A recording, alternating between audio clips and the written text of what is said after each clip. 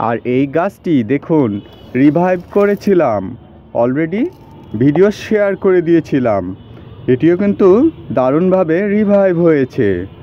আর আমি বেড়াতে যেয়ে দেখুন কতই না লস হয়ে গিয়েছে। শীতের শেষাংশে চলে এসেছি, তাই ছাদ বাগানে পরিচর্যা চলছে। দেখুন ছাদ বাগানের অবস্থা। ছাদ বাগানে দেখুন কত নোংরা এবং গ্রাস হয়েছিল, এছাড়াও আগাছা রয়েছিল, সেগুলোও কিন্তু পরিষ্কার করা হচ্ছে। আর এদিকটায় দেখুন কত দারুণ ফ্লাওয়ারিং হচ্ছে পাথরকুচি গাছে। আর এখানে চাইনিজ ফিকাস বা চাইনিজ বট গাছ কাটিং করা রোপণ করেছিলাম, আর এগুলো কিন্তু প্রপাগেশন হয়ে গিয়েছে এই একটি প্ল্যান্টারে। আর এখানে দেখুন বেশ দারুণ হিবিস্কাস বা জবা গাছের কাটিং, ছোট ছোট কাটিং থেকে আমি এগুলো প্রপাগেশন করেছি। আর এদিকটায় দেখুন কত দারুণ দারুণ অ্যাডেনিয়াম ফুলগুলো বেশ ফ্লাওয়ারিং হচ্ছে। প্রতিটি ব্রাঞ্চে বেশ কয়টি করে বার্ডস। দেখুন এগুলো কিন্তু দারুণ ফ্লাওয়ারিং হবে।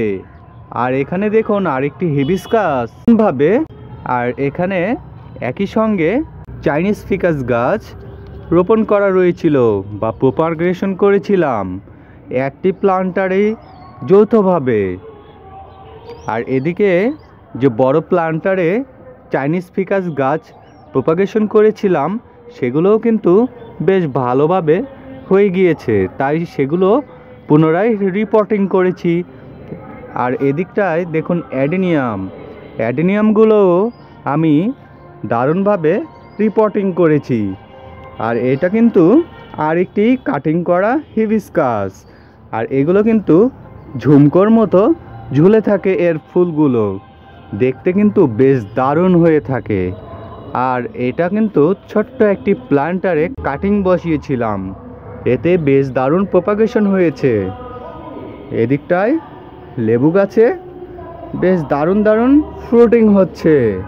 আর এখানে দেখুন বেশ দারুণ বেগুন গাছ, এগুলো কিন্তু লম্বা আকৃতির বেগুন হয়ে থাকে। আর এখানে বেশ ফ্লাওয়ার বার্ড রয়েছে, এগুলো আশা করছি বেগুনে রূপান্তরিত হবে খুব শীঘ্রই। আর এর মাটিগুলো আমি বেশ দারুণভাবে সয়েল মিক্সে পরিণত করেছিলাম বলে। এদিকটাতেও রয়েছে বেশ কিছু অ্যাডেনিয়াম গাছ, এগুলোও আমি রিপোর্টিং করেছি।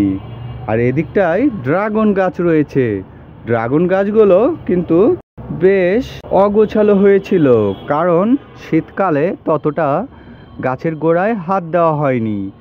আর এগুলো কিন্তু বাকি রয়ে গিয়েছে।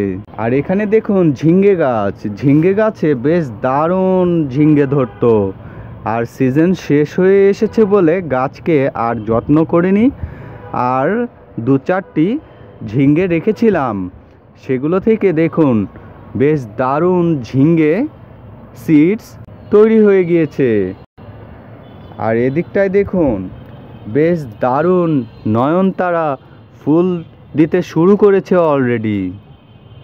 আর এদিকে দেখুন কত এলোমেলো অবস্থায় ড্রাগন গাছগুলো পড়ে রয়েছে, শীতকালে যত্ন করিনি, কারণ এগুলোর যদি আমরা শীতকালে রুটস বেশি খোঁচাখুচি করি তাহলে নষ্ট হয়ে যাওয়ার সম্ভাবনা থাকে।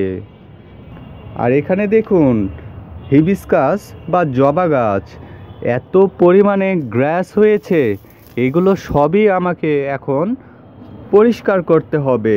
এছাড়াও আরও বেশ কিছু গাছ রয়েছে, দেখুন কতই না লস হয়ে গিয়েছে। এখানে বড়ই গাছে বেড়াতে যেয়ে ওয়াটারিং না করার কারণে দেখুন গাছটি মারা যাচ্ছিল।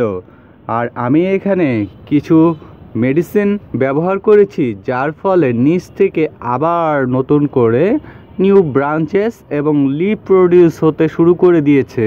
এদিকে মরিচ গাছে বেশ সুন্দর ফ্লাওয়ারিং এবং ফ্রুটিং হচ্ছে, দেখুন কত সুন্দর ব্ল্যাক এবং রেড কম্বিনেশনে চিলিগুলো, গাছ কিন্তু বেশ দারুণ দেখতে হয়েছে। আর এটা কিন্তু আমাদের 12 মাসি মরিচ গাছ। এই মরিচ গাছে বেশ কিছু মরিচ ছিল, এগুলো আমি হারভেস্ট করেছি অলরেডি। এখানে দেখুন ওয়াটারিং না করার কারণে কিছুটা ঝিমিয়ে গিয়েছে।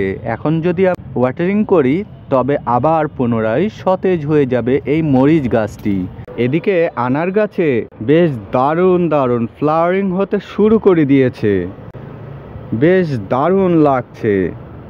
আর এই গাছটি 3 বছর বয়স হয়ে গিয়েছে এবং এটি বেশ ফ্রুটিং দিয়ে থাকে আর বেশ বুশি হয়ে গিয়েছে গাছটি। আর এদিকটায় লিচু গাছ রয়েছে, লিচু গাছে ঠিকমতো পানি দেওয়ার অভাবে গাছটি কেমন ঝিমিয়ে গিয়েছে। আর এখানে দেখুন ফ্লাওয়ারিং হয় সেই দুপুরমণি ফুল। আর এই দুপুরমণি ফুল দেখুন কত দারুণ দারুণ সিড স্পট উৎপন্ন করেছে প্রতিটি ফ্লাওয়ার থেকে, এবং এখান থেকে বেশ কিছু ফ্লাওয়ার্স আমি উপহার দিয়েছি আমার বন্ধুদেরকে। এই গাছটি 12 মাসই রাখা সম্ভব যদি আমি ভালো মতো কেয়ার নিই। এই গাছ যত বেশি ওল্ডার হবে তত বেশি ফ্লাওয়ারিং এবং ফ্রুটিং হবে, কারণ এগুলো প্রচুর সংখ্যক ব্রাঞ্চেস প্রডিউস করবে। আর এখানে দেখুন কত দারুণ দারুণ ফ্লাওয়ার্স গুলো, বেশ মেডিসিনাল বেনিফিটস রয়েছে এই ফ্লাওয়ার্স গুলো। এগুলো চায়ের সঙ্গে খেলে বেশ উপকার হয়ে থাকে মানবদেহের জন্য। এবং সিড স্পট, এই সিড স্পটস থেকেই আমি কিন্তু এই গাছটি প্রপাগেশন করেছিলাম। আর এটা কিন্তু অলরেডি বনসাই শেপ দেওয়ার চেষ্টা করেছি যাতে করে একাই দাঁড়িয়ে থাকতে পারে।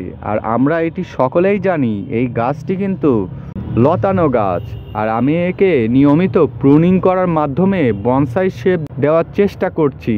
আর অলরেডি এটা কিন্তু বনসাইয়ে রূপান্তরিত হওয়ার পথে। এছাড়াও আরও বেশ কিছু গাছ রয়েছে আমার ছাদ বাগানে, সবগুলো শেয়ার করতে গেলে অনেক লং হয়ে যাবে ভিডিওটি, তাই আজ এ পর্যন্তই।